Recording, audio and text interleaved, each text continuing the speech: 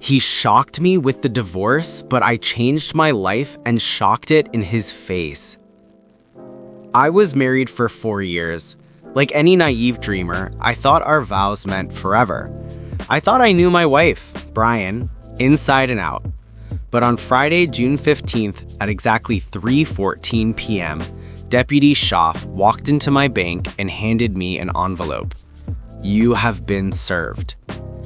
Inside was a petition for dissolution of marriage and a restraining order forbidding me from going home. I couldn't call, couldn't check in, couldn't even find out why this was happening. My chest tightened as if I were having a heart attack. I was blindsided. I had no clue this was coming. That night, I ended up at my mom's house with nothing but the clothes on my back. Everything I thought I had, our plans for children, our future, our home, was gone. I spent hours in her living room staring at the ceiling. Every memory of us together now felt like a lie. The smell of her lavender candle that I used to love now made me nauseous. I cried myself to sleep on a couch that had felt too small for years. Update 1. The next month was hell. My finances were examined as though I were hiding money. Every statement, every receipt, every expense scrutinized. I asked one question repeatedly. Why don't you think clearly when your spirit is broken? When her court date came, her lawyer handed me a typed sheet. Her only wrongdoing was reconnecting with her first college love. My heartbroken ways I didn't think were possible. 2 days later, the divorce was finalized. I quit my job, traded my Mustang for a pickup truck with a camper, and decided to travel west. California, the Pacific Ocean, anywhere but here. The first few nights in the camper were terrifying. I parked near a highway rest stop, listening to trucks rumble past, imagining her face mocking me in the darkness. I couldn't sleep. I wrote in a journal I hadn't touched in years. I will rebuild. I will not let this define me.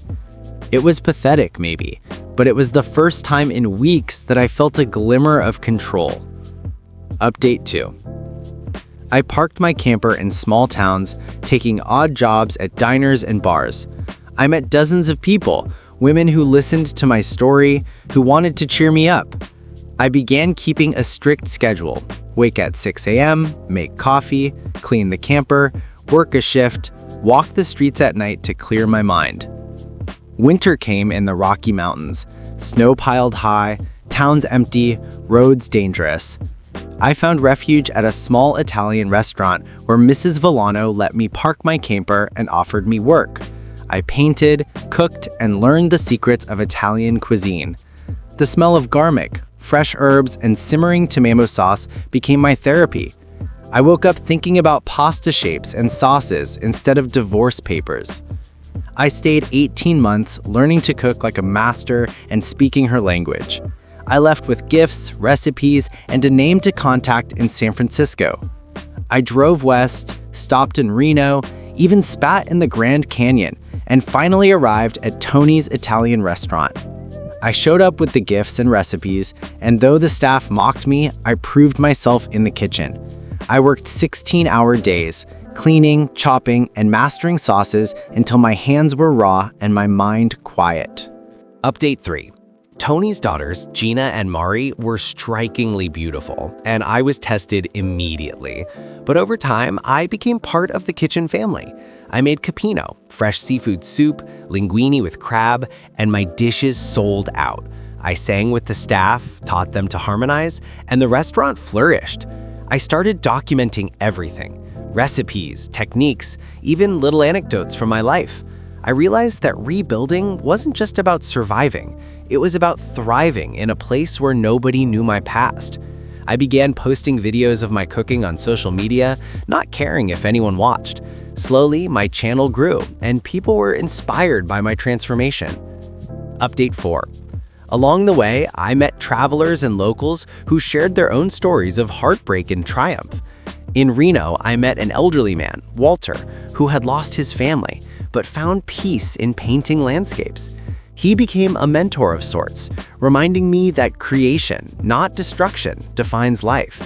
In California, a waitress named Laura shared her dream of opening a bakery. We spent evenings experimenting with sourdough, laughing at our failures. These relationships, small and fragile at first, became my anchor.